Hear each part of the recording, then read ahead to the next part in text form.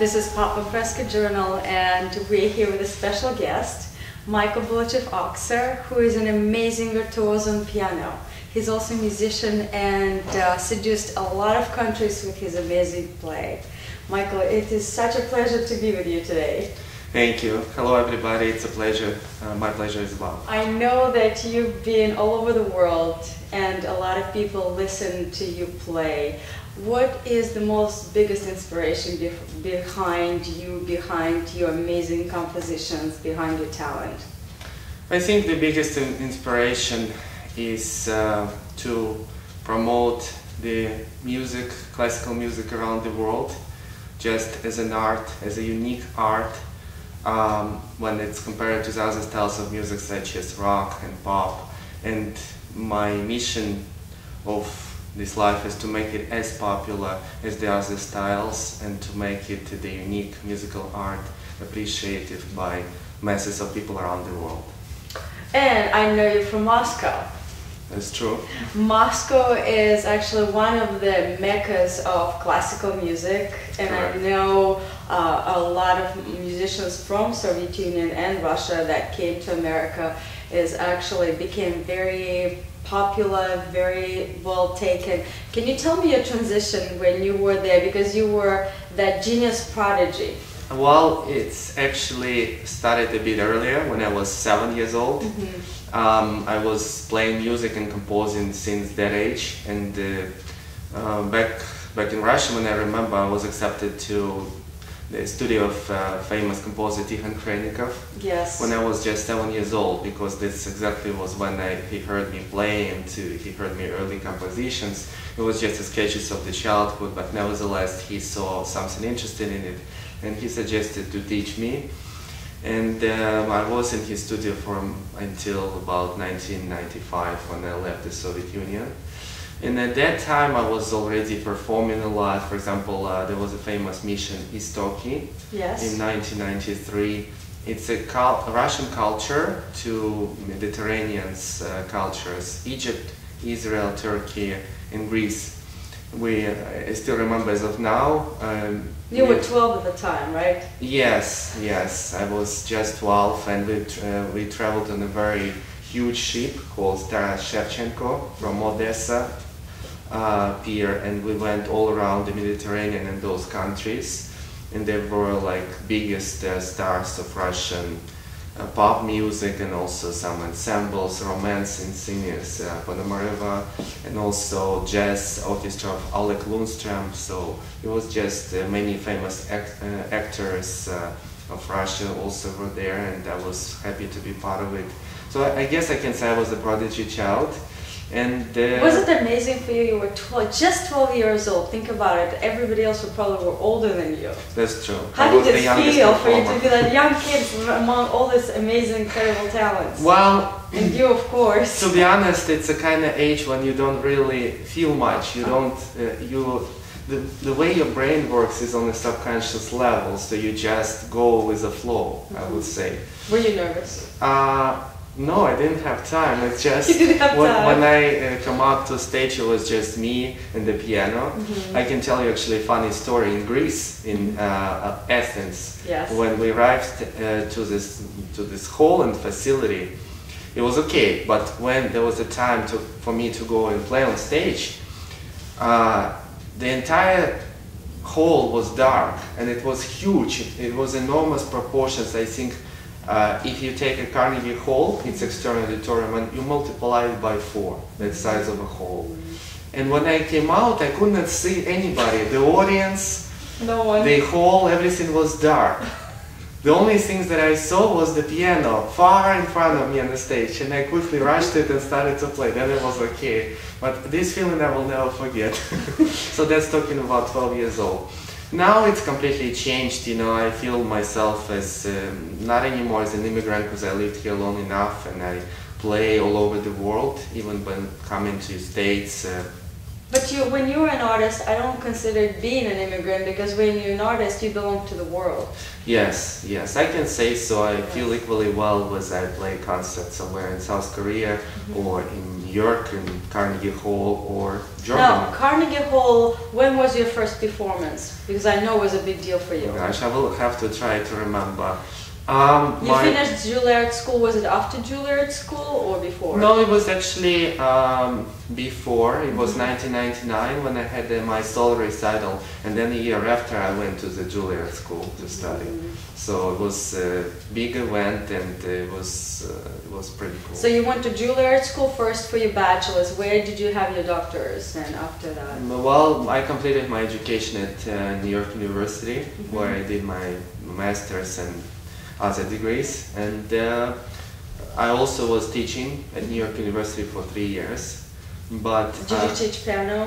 I taught piano. I taught several musical subjects, but primarily piano because that's my forte. I also taught a composition because I'm also a composer. Now I feel sometimes solfeggio is the most difficult subject. How do you think students can take it in order to continue? Because I know it's a necessity. Right. I would say take it, as you always advise, to eat food, little by little. Right. And that's what I try to do as a teacher. Basically, what you do, you just take bits of pieces, you cut it for them. So all they gotta do is just chew it and eat. That's it. If you give them a lot of massive vast of information to remember, they're not going to go for it. So just a bit of it, and then of course you add it up and you check them. You do them some short quizzes and then exam. I guess that's the best way. It was an exam usually a lot of nerve-wracking situations for them. Are they like nervous? What is their feelings? Because I know when you're a musician, you're very emotional. I don't think they would be nervous at the exam for theory, to be honest, but they would for the performance, because in NYU it started to be as an independent department for music, just like in every university, but eventually it got so strong that it can level with the Juilliard School and Manhattan School, the two other major conservatories in New York.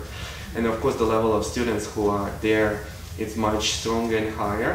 Nevertheless, everybody's nervous when they perform, but I don't think they would be nervous during the theory exam because they're already used to nerves on stage. And I know that your last name is hyphenated, and I know the second part of your last name is your grandfather's name. Yes, well, not my grandfather, but great-grandfather. Great-grandfather. Yes, he was a great musician, fantastic pianist. Okser. Okser, yes, Samuel Okser.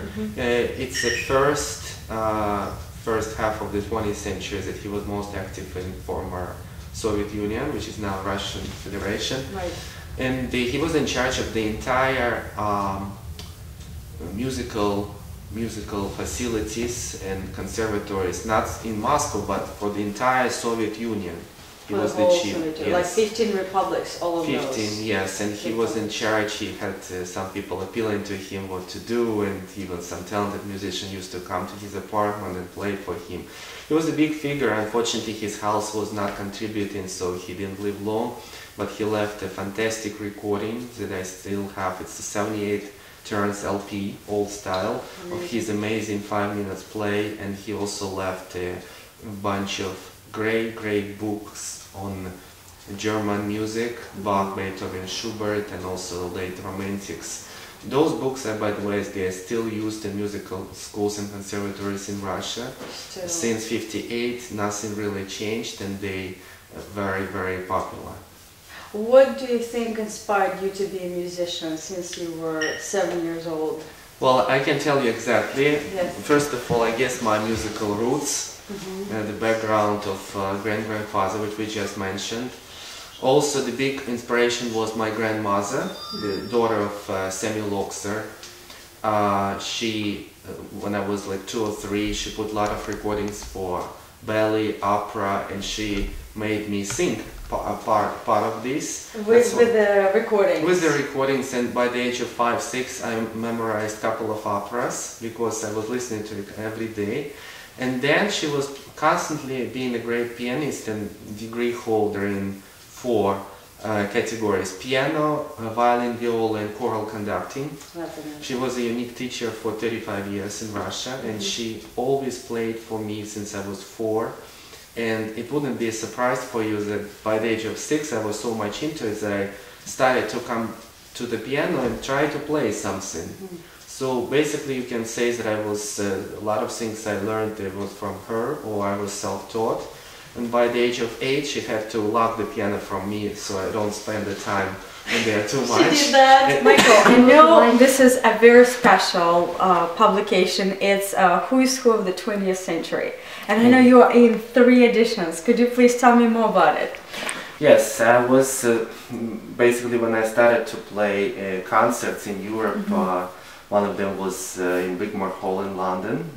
It was in 1998 when I just moved to America and I started to concertize. And there was a representative in this country of the Who is Who in Music he told me he was amazed with my playing, and he sent me a formal letter of invitation to be included into this. And it's 1998, this one 1999, this one 2000. 2001. And where's your name? I want to see your name. Where is it? You can just it's open right it here? right here, yes. Okay, so let's see. What does it say? What it says? Bulvchev-Okser. Bulvchev-Okser Michael, 17 February 1981, Moscow, Russia, pianist, composer, education. It basically tells all about you. Yes, it's all my... but it was all the way up to then, and of course there was a lot of things added more into 2001 editions. What did they put there? Anything interesting they said about not you? Not as much as now, because now it's a lot more credentials that I have. You can see it's right here. It's amazing. But I was very happy to here. nominate it into actually 4 consecutive years, one after another into that. Incredible. And I'm just very happy. What else can I say? Fantastic. I'm so amazed. Role that you have here. It's in awards and your amazing achievements. Now, can you tell me more about the discs? Yes, the first one that I have in my hands is, as you can see, it's my solo recital in Carnegie Hall. That came a little later, in 2007, in February, when I was playing a solo recital there. And that was, it's a lot of interesting program by Russian composers, Arensky, Rachmaninoff, Balakirev, but also some of my favorite Liszt and other composers at the time, Schumann in fact as well. Amazing. And another one is that I have is my latest CD. It's called Transcriptions of the Past and Future. It's all about the transcriptions made by different virtuoso pianists, composers all over the years, from Johann Sebastian Bach to Busoni to Liszt, and also modern great pianists such as Mikhail Pletnev. This disc I recorded last year in December in Germany, in fact 1 year ago exactly. And they were very like old pieces that you actually brought back? Well, no, that were actually new pieces that I sort of resurrected, and some of them it's a great interpretation by great pianists of some famous compositions that were made, which is actually called a transcription. And what I did, I collected all those famous transcriptions from the very old times, 18th century, and up to the transcriptions written just a few years ago, including one of my own, and I added them all into this CD. This is all the list that passed. Very good. And this was done by a great German label, Neue Sterne, which means the new stars. New stars. Yes. And it was absolutely amazing to have that opportunity to do that, because I thought it was an interesting idea to just bring all those nice and flashy pieces, and I regularly perform them at my concerts. And what is here? Those were the programs of your past? Right. These are actually, in fact, the programs that I made in another amazing series that I should probably talk about. This was done by me in 2009, graciously offered by Barge Music Hall in New York. They offered me to perform the entire 32 sonatas of Ludwig van Beethoven. That's amazing. And I was preparing for it a long time, and I performed 8 recitals starting September 26 and ending November 18 in the same year, all 8 recitals of his 32 sonatas. and this is actually the program from this. And that was an amazing project, also very tough one, talking about tough projects. Yeah. But in fact that was just a couple of programs. The one you see here, it's a program number 7, and you can see 4 sonatas listed into one performance. Yeah. And another one is a program number 2, so in fact that goes back to September 16. So that was an amazing opportunity, and I'm very happy to have that. I should probably also mention that another great inspiration came to me in the home of my private teacher at that time, when I heard her older student play. And the piece was Valley Doberman by Franz Liszt. I never heard Liszt music before that, because he was always given only to the higher grades for students who are older. His music is extremely tough. Difficult to play, and etc. But I was like, oh my God, what an amazing piece. It's so romantic and wonderful, you know, octave swiping all across the keyboard. It was just a great feeling for the young kid of 8 years old that I was at that time. And I rushed to my teacher and I said, can I study this piece? And she said, no way, no, you're too young, you cannot do it. And I told her, okay, I will continue to study, and hopefully after a few years to study with you, I will still play this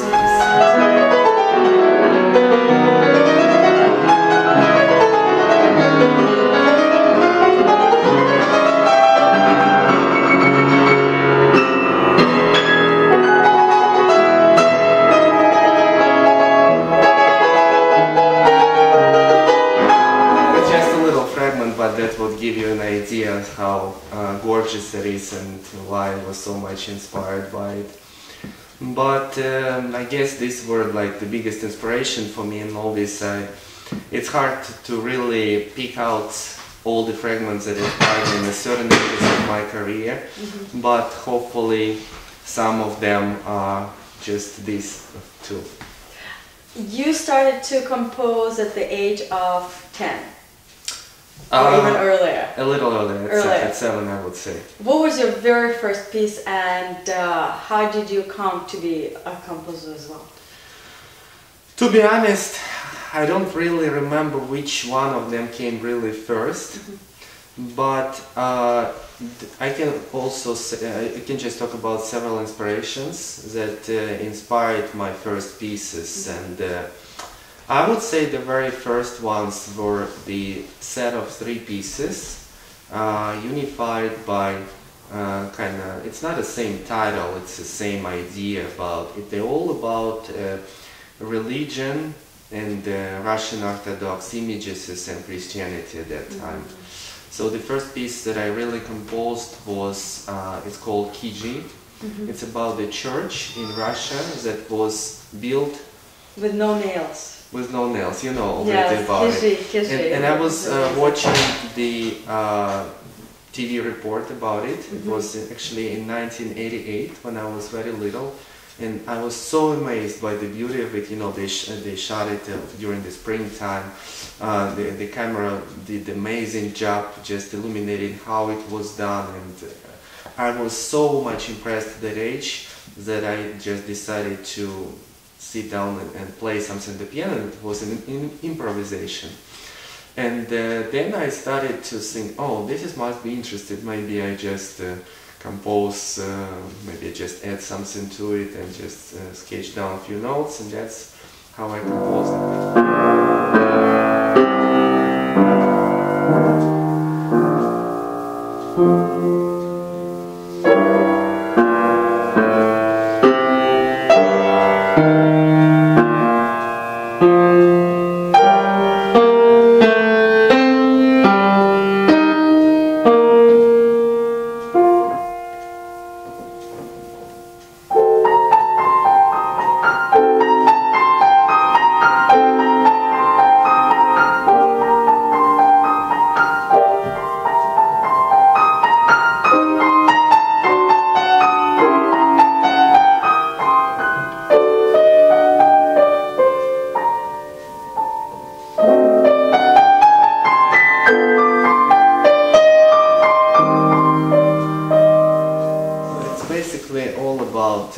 how gentle was the nature back then and other things.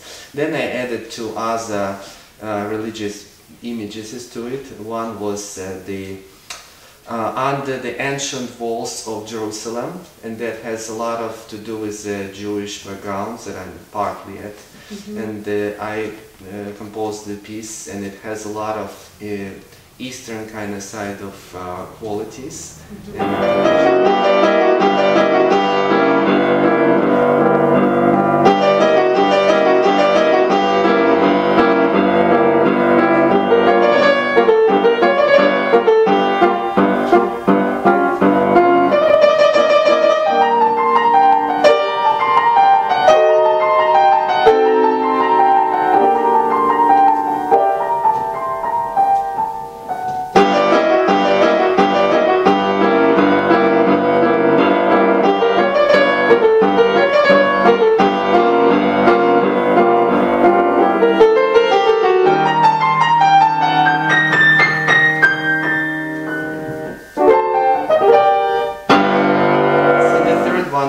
Really the special piece for me, and still is, because it determined the last 3-4 years of my life in Russia a lot, and it influenced my in a way style of life there.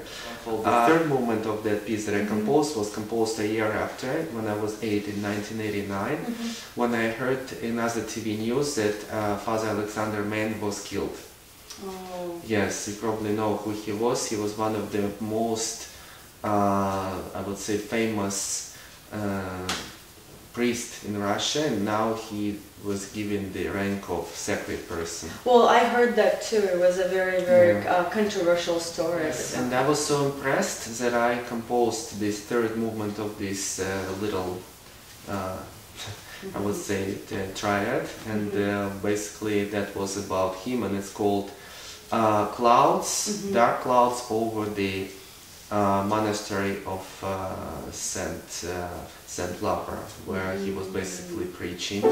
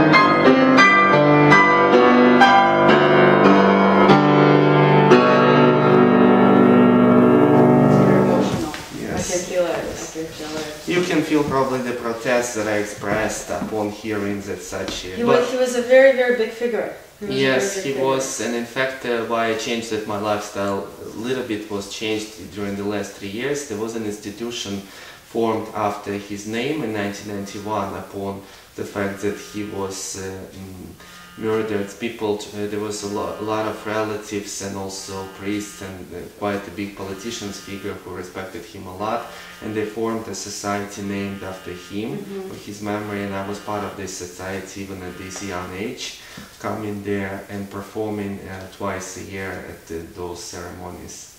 And that was a big honor for me to be there. But of course my life did change when I came to America, and a lot of things started to happen in new performances and new life. So exciting. Yes, we can talk about it more now. Yes, I know about your amazing competition that you prepared, and basically the way I know that you just sent an invitation, written notes. Can you tell me about it? How it happened? Oh well, it's a little bit of secretive strategy to attract people this way. It's not known at all to use for the competition, and it was basically an experiment. A lot of this was based on own connections that I basically brought in people who I thought were at the very high level of their performances, not just for all the category, but for somebody who is very, very young. And it's worked amazingly. We had almost 300 applicants. And that's a lot. Yes, I know. And And how many prizes do you have? Like how many people you have to choose from over 300 people? It's going to be a tough competition because we accepted 71 person in the finals for all 4 instrumental and 3 age groups. What are the categories? Instrumental? Basically it's a piano, winds, strings and voice. And we have all ages from 6 to 34. Amazing. Yeah, so we will have to choose, and they're giving prizes in each category. There's a lot of special prizes. There's a prize to perform at the radio. There is a prize for recording, and of course there is a Grand Prix and other things. What is the Grand Prix? $5,000. Oh, that's pretty good. But that goes only to 1 person out of 71, and we still don't know who's going to get, but hopefully somebody who is really amazing. One of the best. Do they perform their own pieces, or they come and they perform somebody else's pieces? Well, it's a great question actually. Basically speaking, they perform whatever they choose to, but if they perform their own piece, it's an extra plus because we don't have so many performer composers these days. In fact, I was even thinking to join my colleague in Spain, Leonel Morales, with his endeavors to make in the same kind of competition here. What he did was he organized competition for the composers, pianists who just performed their music and music by somebody else. Yes. And I think it's an amazing project. I was always hoping to do something in New York, but the competition is named after George Gershwin because he was born in Brooklyn, New York, and he's an amazing fusion of many cultural traditions and also musical traditions, starting from classical music and going to the jazz and gypsy and Jewish and African American traditions, and even like some pop and rock music and Broadway. Genres. Yes, so this is the reason why we welcomed all performers to this competition. We have several who are performing their own music. We have some who are singing in the style of pop. In fact, they're doing songs by Christina Aguilera and Rihanna. Yes, that's true. And along with that is the classical music, of course, and jazz. So we have a lot of really great musicians performing what they feeling like and what they feel like the best way of their expression. And I will be brave enough to suppose that George Gershwin, would he be alive, he would He'd be very proud. he would approve it at least. He'd be very proud.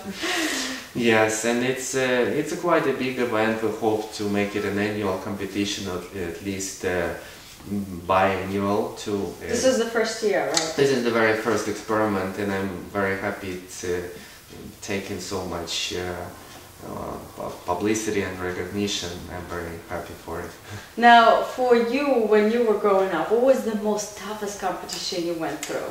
Oh God, I still remember it. What was it? I guess it was in America, Yes. my very first competition in 1997. I was preparing for concerto competition with the Khachaturian concerto in D flat. His music is difficult. His music is difficult. There are other difficult concertos that I played throughout my life. For example, Rachmaninoff Third was impossibly difficult, and Prokofiev Second. But his music is truly amazing at the same time. It's got a lot of coloristic effects, nationalistic elements that he included into this piece.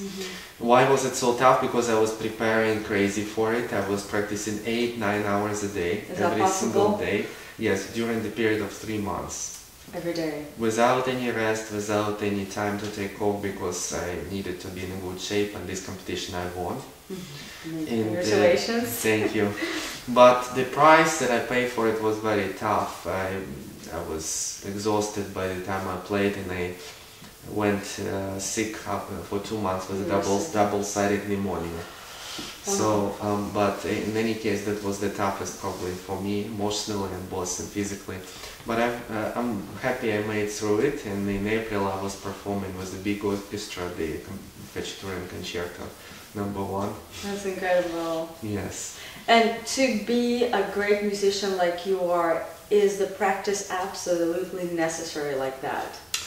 What is enough of practice? Because I know with ballet dancers is the same thing for them. What is enough and what is not enough? What do you think? Well, I would say, I can tell you one famous quote by a great pianist, Oscar Rubinstein. He said, "If I don't practice one day, I feel it myself, right? If I don't practice 2 days, all the people who know me, my relatives, my friends, they somehow sense, gee, this is not what we expected from him. If I don't practice 3 days, everybody knows about it." Yeah. So I don't think we need any further explanation on that, but I can only just sort of give an advice to the younger performers, musicians who are just trying to make their foot into that door of very competitive musical world these days. I can just give them an advice that until they turn at least 25, it's advisable to practice a lot and build their own repertoire, preferably every day, and all professional musicians know it. Once you have it and you can just sort of support it, you don't have to practice that crazy amount of time, but you just have to give a daily amount of hours so you can just support it and be there. So. Now, what do you think is the crucial age or level when they can say I'm a professional musician? What is the difference between dilettante and being a professional musician? Because it's like a school, but at the same time it's up to you, right? You're asking me quite a tricky questions today, but I can answer it from my own perspective, of course, my own opinion at this time. I guess what makes musician a professional at these days is not just how great he is or how he plays, but it's also important to get at least an ample amount of recognition and to understand how the music world works these days. Of course, if you're being constantly invited and performing on the big stages or just some small stages, let's say 20-30 concerts per year at least, then you're a professional, of course. Not really up to the level if you don't take this professional as a style of life, and if you're just doing a lot of sports activities, if you're in, let's say if you're in high school, and at the same time you play piano, and then you do a equestrian competition, horseback riding. That's of course a different story, and you have a split personality, and you can never call yourself professional at any of these three that I just mentioned.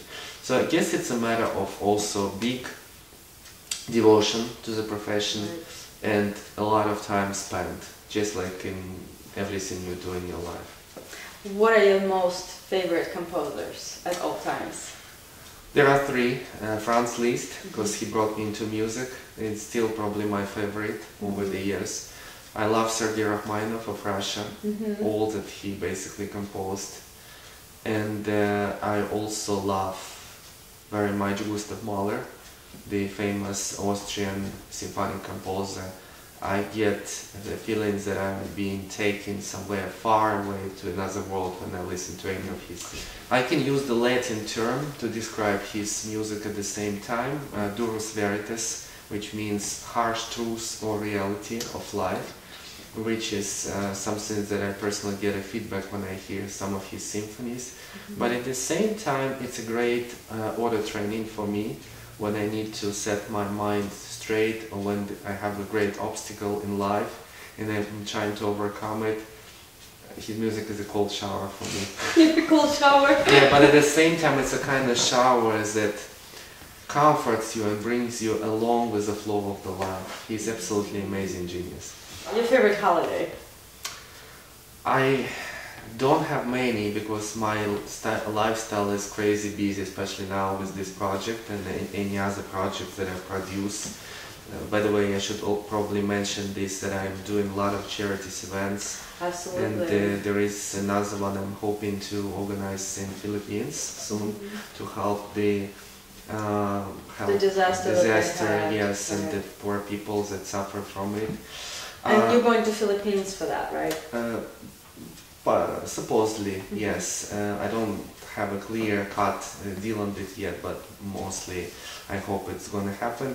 But if I pick a holiday, I will definitely pick something that comes for many years, the New Year. New Year's, yeah. That's great for everybody. I love the feeling to have a Christmas tree and the smell and taste of tangerines around and the Santa. It's all kind of, there's always some kind of magic in it. By the way, it's coming soon, so just want to wish everybody Happy New Year soon. And Merry Christmas, of course. We in America we're trying to celebrate all three. All three. Yes, the Christmas, the New Year, and the Hanukkah, of course. Is the Filipino trip would be the New Year's trip for you? Yeah, well, it will be something of the next year. Of course, it's still we're talking and we're negotiating stuff to some organizers there. Who is also involved in that project with you? There are some couple, I cannot mention their names right now in front of the camera, but hopefully there will be some people who would like to join for this huge charity event and help produce it. There will be somebody from different countries, from Canada, maybe somebody from Russia. It's just somebody who I know and willing to invite to do the same kind of things. Somebody with a very kind heart, at the same time highly professional people who just willing to go there and play.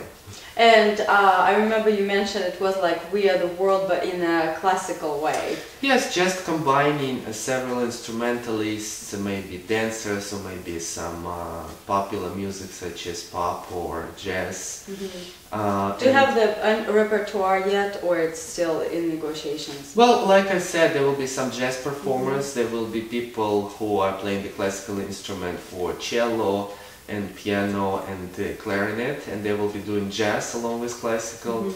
There might be an opportunity for me to play a duo with some very talented young pianists, and also there will be possibly some two belly dancers performing. So I said it will be a bit different from Where the World, because Where the World we're only doing these songs. We're going to do a bit of fusion of all sort of art, and it will be eclectic, just like an Asian food.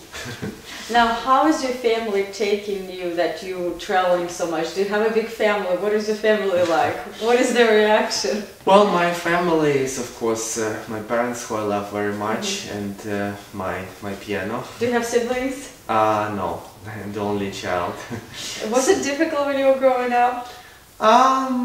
Depends on what you mean. It was difficult in some terms, that it was a lot of pressure. I was practicing a lot, but at the same time it was happy times, which I will cherish deep inside my heart for the rest of my life. So I cannot say it was a very sad one. That's wonderful. I'm very grateful to my family for that time. And then what do you think is the most important that your parents gave you as a human being, as a professional, and as a success story that you are today? Basically, I think it's their love, it's their always devotion to all my projects that I make. It's a constantly year-to-year support, and their love that they were giving me from very deep childhood and currently, and also they were always supporting for me this idea of being a musician, trying to steer me always in the right direction and not letting me to go into something else, and I'm very grateful that they did. That's great. And it's just the amazing people. That's amazing, amazing. Now, what are your 3 wishes for things to come towards your way in the future?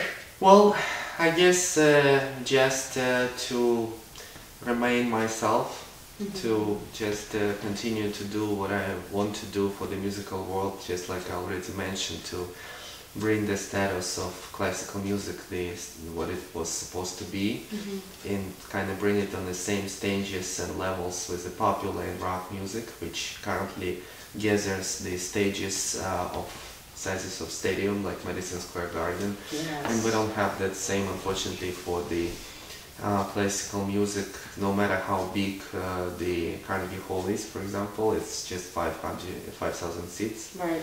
And the Madison Square Garden, you know how many thousands. Yes. So that's a big difference, and of course I'm not saying it's not being appreciated, but I wish a little generation of my age, over 30, so maybe somebody who is younger, appreciate it more and you know, bring it a lot more efforts to make it a great art, what it is. And I don't know what would be the other two. I guess that you know, all the people who I cherish and love, my family members and other people who I adore would stay healthy and live long. It's important. Yeah. It's very important for everything, and I guess the other wish is to simply just continue with my projects and hopefully bring a lot of success to the endeavors that I do for charity and also for the project Gershwin competition and other. Michael, I know that Gershwin competition is coming soon, and I know it's going to be very exciting for a lot of people to participate and also to watch. There are a lot of people involved. Would you tell me more specifically what are the times, the dates for this competition? Sure, like you correctly said, it's a huge event. We have participants from 22 countries. And what are the countries? Just to mention the few, there's Germany, Canada, USA, Japan, Singapore, South America represented by Mexico, Bolivia and Brazil, and of course United States of America and Russia and China. All over. Yes, all over, and people coming and participating. The dates for the final rounds of these competitions are December 12th, which is Thursday, strings category starting at 3 p.m. December 13th, which is Friday, we are starting at 4 p.m. for winds and voice categories. And finally, the biggest day of this competition, which will be Saturday, December 14th, for piano category only, starting at 2:30 p.m. And of course, we have an amazing gala performance by winners and award ceremony, which is going to take place in the same location on Sunday, right? On Sunday at 3:30 p.m.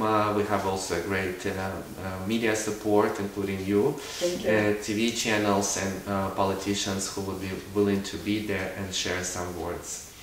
We're still looking forward to it, and we would be very happy and honored to spread the word. Thank you so much. Thank you. And I want to wish everybody again Merry Christmas, Happy Hanukkah, and Happy New Year. And all three. Yes, Happy New Year. Yes. And have a wonderful year. Merry and wonderful and successful 2014 year. Yes, and to you and your family, and thank you for your hospitality. Thank you so much. Thank you. This is interview for the journal PopImpressKA. Thank you.